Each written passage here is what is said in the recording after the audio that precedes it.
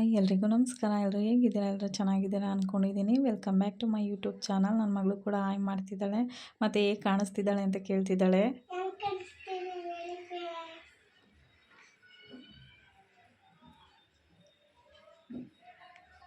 ನಾನು ಅವ್ಳು ಮಾತಾಡೋದು ಕ್ಯೂಟಾಗಿರುತ್ತೆ ಅಂತ ಅದೇ ವಿಡಿಯೋ ಹಾಕಿದ್ದೀನಿ. ಇನ್ನು ನಾನು ಬೆಳಗ್ಗೆ ಎದ್ದು ನೀರು ಕುಡಿದು ತಿಂಡಿ ಮಾಡಿಟ್ಟು, ತಿಂಡಿಗೆ ಇವತ್ತು ಉಪ್ಪಿಟ್ಟು ಮಾಡಿದ್ದೆ.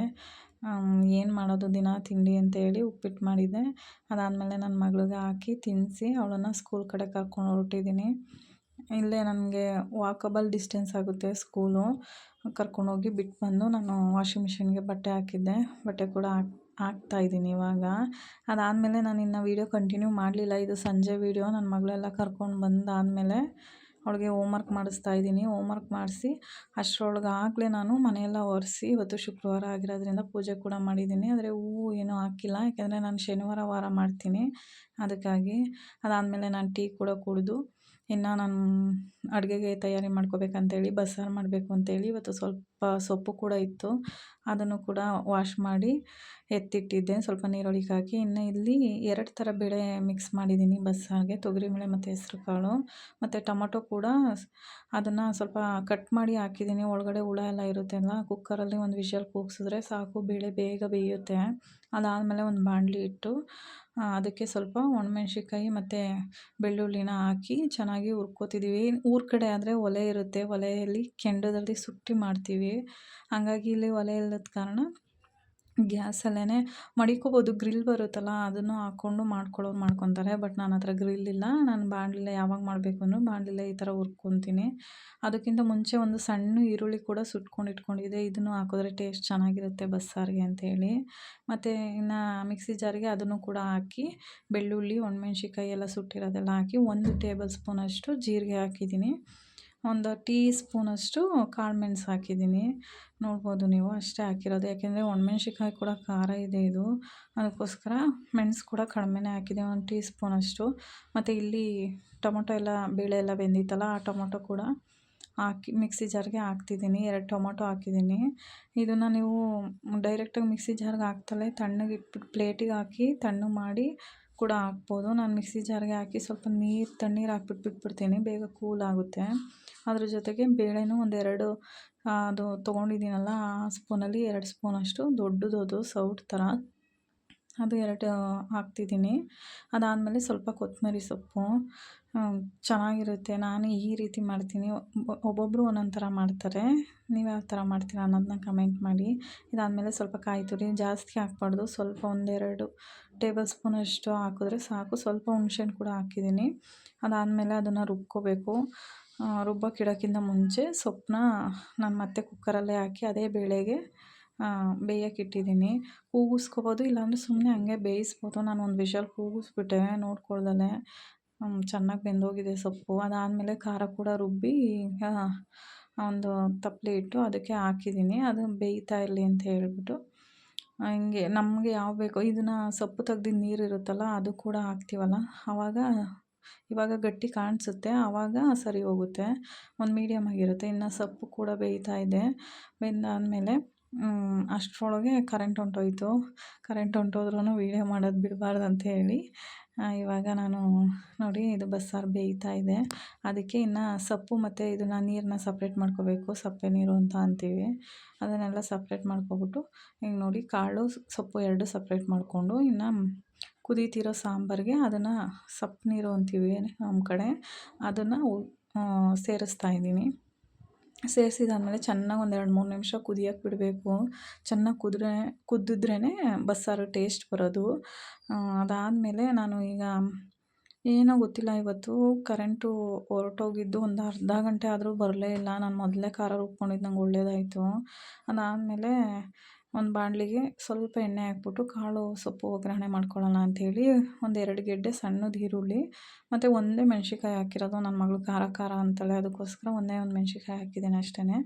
ಅದಾದಮೇಲೆ ಸ್ವಲ್ಪ ಎಣ್ಣೆ ಬಿಟ್ಟು ಬಾಣಲಿಗೆ ಅದು ಈರುಳ್ಳಿ ಮತ್ತು ಮೆಣ್ಸಿನ್ಕಾಯಿನ ಚೆನ್ನಾಗಿ ಫ್ರೈ ಮಾಡ್ಕೋಬೇಕು. ಈಗ ನಮ್ಮನೆ ತಲೆಹರಟೆನೂ ಕೂಡ ಬಂದು ನಾನು ಮಾಡ್ತೀನಮ್ಮ ಅಂತೇಳಿ ಮಾಡ್ತಿದ್ದೆ ನೋಡಿ, ಅದನ್ನು ವೀಡಿಯೋ ಹಾಕಿದ್ದೀನಿ. ಆ ವೀಡಿಯೋಗಿಂತ ಮುಂಚೆ ಈಗ ನನ್ನ ತಮ್ಮ ಕೂಡ ಬರ್ತಿದ್ದಾನೆ. ಕರೆಂಟ್ ಹೋಯ್ತು, ದೆವ್ವ ಥರ ಕಾಣ್ತಿದ್ದೀನಿ, ಯಾಕೆ ವೀಡಿಯೋ ಮಾಡ್ತಿದ್ಯಾ ಅಂತೆಲ್ಲ ಕೇಳ್ತಿದ್ದ. ನಾನು ಪರವಾಗಿಲ್ಲ ಅಂತೇಳಿ ಒಂದು ವೀಡಿಯೋ ಮಾಡಿಕೊಂಡೆ. ಅವನು ಬೆಸ್ಕಾಂ ಅವ್ರಿಗೆ ಯಾರೋ ಫ್ರೆಂಡ್ ಇದ್ದಾರೆ ಅಂತೇಳಿ "ಏಂತಕ್ಕೆ ಹೋಗಿದೆ ಕರೆಂಟ್" ಅಂತ ಕೇಳ್ತಾ ಇದ್ದ.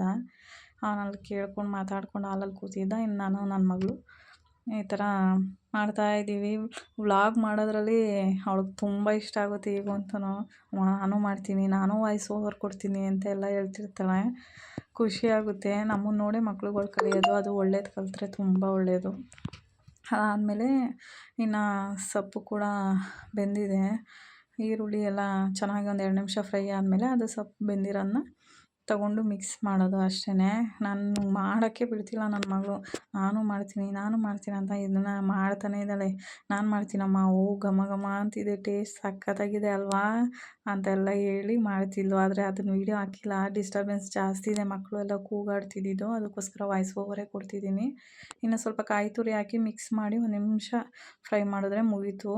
ಈ ಕಡೆ ಸಾಂಬಾರು ಕೂಡ ಬೆಂದಿದೆ, ಅದನ್ನು ತೋರಿಸ್ತಿದ್ದೀನಿ. ನನ್ನ ಮಗಳು ಮಾತಾಡ್ತಿದ್ದಾಳೆ, ಇದು ಅಮ್ಮನಿಗೋಸ್ಕರ ಮಾಡಿಕೊಡ್ತಿದ್ದೀನಿ ಅಂತ ಹೇಳಿ. ಅದನ್ನು ಹಂಗೆ ಕ್ಯಾಪ್ಚರ್ ಮಾಡಿದೆ. ತುಂಬ ಡಿಸ್ಟರ್ಬೆನ್ಸ್ ಇತ್ತು, ಅದಕ್ಕೋಸ್ಕರ ವೀಡಿಯೋ ಹಾಕಿಲ್ಲ. ಇನ್ನು ಅದಾದಮೇಲೆ ನಾನು ಮುದ್ದೆ ಮಾಡಿ ಕರೆಂಟ್ ಬಂತು. ನಾನು ಮುದ್ದೆಗಿಡೋ ಅಷ್ಟರಲ್ಲಿ ಕರೆಂಟ್ ಕೂಡ ಬಂತು. ಅದಾದಮೇಲೆ ಮುದ್ದೆ ಮಾಡಿಬಿಟ್ಟು ತಟ್ಟೆಗೆ ಹಾಕಿ ಈ ಥರ ಬಸ್ಸಾರು ಊಟ ಮಾಡ್ತಿರ್ತೀವಿ. ಮಳೆ ಬೇರೆ ಬಂದು ಹೋಗಿತ್ತು. ಸ್ವಲ್ಪ ಬಸ್ಸಾರು ಮಾಡಿರೋದ್ರಿಂದ ಸೊಪ್ಪು ಬೇಳೆ ಹಾಕಿ ಸಖತ್ತಾಗಿತ್ತು ಆ ವಾತಾವರಣಕ್ಕೆ. ನಾನು, ನನ್ನ ತಮ್ಮ ಮತ್ತು ನನ್ನ ಹಸ್ಬೆಂಡು ಇಬ್ಬರು ಕೂಡ 3 ಜನನೂ ಕೂಡ ಊಟ ಮಾಡಿ ಮುಗಿಸಿದ್ವಿ. ಅದಾದಮೇಲೆ ನೆನ್ನೆದು ಇದು ಒಂದು ಪ್ಲೀಟಿಂಗ್ ಇತ್ತು, ಬಾಕ್ಸ್ ಫೋಲ್ಡಿಂಗ್ದು, ಅದನ್ನು ಮಾಡಿಕೊಟ್ಟು ಬಂದಿದ್ದೆ. ಅದಾದಮೇಲೆ ನನ್ನ ಮಗಳಿಗೆ ಬಟ್ಟೆ ತಂದಿದ್ದೆ ಅಂತ ಹೇಳಿದ್ನಲ್ಲ, ಅವನ್ನ ತೋರಿಸ್ತಾ ಇದ್ದೀನಿ ಇಲ್ಲಿ. ಇದು ನನ್ನ ಹಸ್ಬೆಂಡ್ ವೀಡಿಯೋ ಮಾಡಿದರು.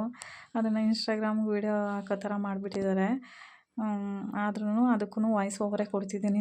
ಸಿಕ್ಕಾಪಟ್ಟೆ ಡಿಸ್ಟರ್ಬೆನ್ಸ್ ಇರುತ್ತೆ ನಮ್ಮ ಮನೆ ಹತ್ರ, ಮಕ್ಳುಗಳು ಜಾಸ್ತಿ ಇರೋದ್ರಿಂದ. ಇದು ಮೊದಲನೇದಾಗಿ ಜೀನ್ಸ್ ಚಡ್ಡಿ. ಇದು ಚೆನ್ನಾಗಿದೆ, ಕ್ವಾಲಿಟಿ ಮಾತ್ರ ಚೆನ್ನಾಗಿದೆ. 140 ಕೊಟ್ಟಿದ್ದೀವಿ ಅಂತ ಅನ್ಸೋದೆಲ್ಲ. ಎಲ್ಲದಕ್ಕೂ 140 ಇರೋಲ್ಲ, 250, 140 ಆ ಥರ ಇರುತ್ತೆ. ಇದನ್ನು ಆವಾಗಲೇ ಹಾಕಬೇಕಿತ್ತು ವೀಡಿಯೋ, ಬಟ್ ಹಾಕೋಕ್ಕಾಗಲಿಲ್ಲ. ಅದು ಮಿಸ್ ಆಗಿತ್ತು. ನಾನು ಹುಡುಕಿ ಸಾಕಾಯಿತು. ಮತ್ತು ನನ್ನ ಹಸ್ಬೆಂಡ್ ಇದರಲ್ಲಿ ತೊಗೊಂಡು ಹಾಕ್ತಿದ್ದೀನಿ ಇವತ್ತು. ಅದಾದಮೇಲೆ ಇದೊಂದು ಪೇರ್ ಡ್ರೆಸ್ ತೊಗೊಂಬಂದಿದ್ವಿ. ಅದು ಸ್ವಲ್ಪ ಚಿಕ್ಕದಾಯಿತು, ವಾಪಸ್ ಕೊಡಬೇಕಂತೇಳಿ ಎತ್ತಿಟ್ಟಿದ್ದೀವಿ. ಅದಾದಮೇಲೆ ಈ ಥರ ಜೀನ್ಸ್ ಮಿಡಿ, ಇದಕ್ಕೆ ಒಂದು ಟಾಪ್ ಕೂಡ ಸೆಲೆಕ್ಷನ್ ಮಾಡಿದ್ವಿ. ಇದು ಸಪ್ರೇಟು, ಒಟ್ಟಿಗೆ ಬಂದಿಲ್ಲ. ಬಟ್ಟೆ ಮಾತ್ರ ಸಖತ್ತಾಗಿದೆ, ಕ್ವಾಲಿಟಿ. 140 ಇದು ಮಿಡಿ 140 ಮತ್ತು ಟಾಪ್ 140. ಮಿಡಿ ಅಂದರೆ ಸ್ಕರ್ಟ್ ಅಂತಾರೆ. ಅದು ತುಂಬ ಚೆನ್ನಾಗಿದೆ. ಮತ್ತು ಡೈಲಿ ಯೂಸಸ್ಗೆ 2 ಪ್ಯಾಂಟ್ ಕೂಡ ತೊಗೊಂಡ್ಬಂದಿದ್ದೀವಿ. ಇದು ಕೂಡ ಅಷ್ಟೇ, ಎಲ್ಲ ಕಾಂಬೋ ಆಫರಲ್ಲಿ ಸಿಗುತ್ತೆ ಅಲ್ಲಿ. ನಾವು ಹುಡುಕಬೇಕು, ರಾಶಿ ಬಟ್ಟೆಗಳನ್ನ ಹಾಕ್ಬಿಟ್ಟಿರ್ತಾರೆ. ಆದರೆ ಕ್ವಾಲಿಟಿ ಚೆನ್ನಾಗಿದೆ. ಇದೇ ಬಟ್ಟೆನ ನಾವು ಅಂಗಡೀಲಿ ತೊಗೋತೀವಿ ಅಂತ ಅಂದರೆ ತುಂಬ ಹೇಳ್ತಾರೆ ರೈಟು, 200 ಆ ಥರ ಎಲ್ಲ ಹೇಳ್ತಾರೆ. ನಾನು ಕೇಳಿದ್ದೀನಿ. ಅದಾದಮೇಲೆ ಇದು ಟಿ ಶರ್ಟ್ ಥರ ಡೈಲಿ ಯೂಸಸ್ಗೆ ಆ ಪ್ಯಾಂಟ್ಗಳ ಮೇಲೆ ಹಾಕ್ಕೊಳ್ಳೋಕ್ಕೆ. ಅದನ್ನು ಸೆಟ್ ಆಫ್ 3 ಬಂದಿತ್ತು. ಅದರಲ್ಲಿ ಒಂದನ್ನು ನನ್ನ ಮಗಳು ಯೂಸ್ ಮಾಡಿದ್ದಾಳೆ ಆಲ್ರೆಡಿ, ನಾನು ಬ್ಲಾಗಲ್ಲಿ ಹಾಕಿದ್ದೆ ಅದು.